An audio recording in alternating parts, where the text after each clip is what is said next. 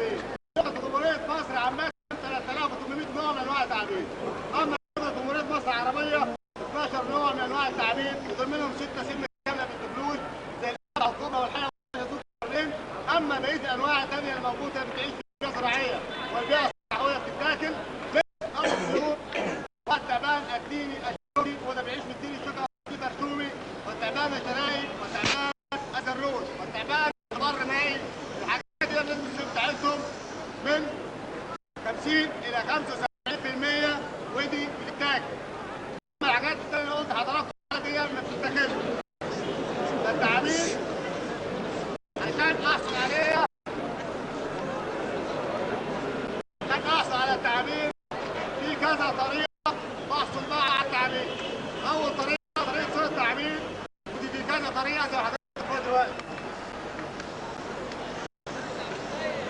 اصطاد التعابين بالطريقه دي في كذا طريقه. ممكن بالرجل اصطاد التعبان زي ما انا شايف كده.